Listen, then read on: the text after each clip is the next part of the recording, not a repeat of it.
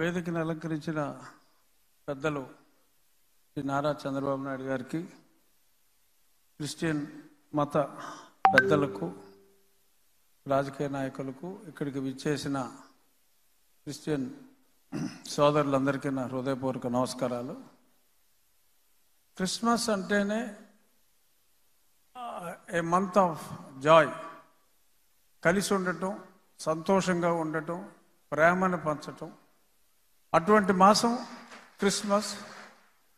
ఒక క్రిస్టియన్స్కనే కాదు, ఇవాళ ప్రపంచం అంతా కూడా ఈ క్రిస్మస్ సెలబ్రేషన్స్, ఈ డిసెంబర్ మాసం న్యూ ఇయర్ వచ్చే వరకు కూడా ప్రేమను పంచు, 10 మందికి నీకున్నదాన్ని పంచి కలిసి ఎంజాయ్ చేయటం అంటే వేరే రకంగా కాదు. ఎంజాయ్ అంటే ఆ టుగెదర్నెస్లో, ఆ కలిసి ఉండటంలో మాధుర్యాన్ని అందరూ అనుభవించాలి అనేది ఈ జీసస్ క్రైస్ట్ ఆయన పుట్టినరోజు సందర్భంగా ఎప్పటి నుంచో మనం ఫాలో అవుతున్నది. అది నేను క్రిస్టియన్ కానప్పటికీ కూడా క్రిస్మస్ అంటే సరదాగా స్నేహితులందరూ కలవటం అది ఎప్పుడు జరిగేదే. ఇక్కడ క్రీస్తు మతాన్ని స్వీకరించకపోయినా క్రీస్తు తత్వాన్ని ఫాలో అయ్యేది మా ముఖ్యమంత్రి గారు.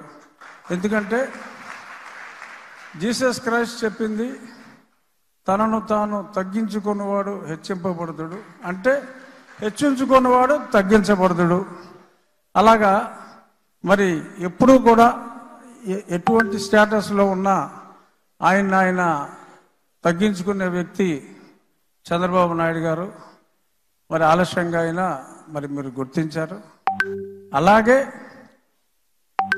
ప్రేమని పంచేది క్రీస్తు తత్వం, పగను తుంచేది క్రీస్తు తత్వం. మరి దానికి ఆపోజిట్గా చాలామంది రాజకీయ నాయకులు ఉన్నారు సమకాలీన జీవితంలో. కానీ ఎటువంటి అంటే జీసస్ క్రైస్ట్ని మనం క్షమాగుణం అనుకుంటాం. మరి చెప్పాలి అంటే మా ముఖ్యమంత్రి గారికి ఉన్న క్షమాగుణం నాకు తెలిసి ఈ సమకాలీన రాజకీయ నాయకుల్లో ఎవరికీ లేదు. అంచేత though he did not get baptized, he is the true Christian.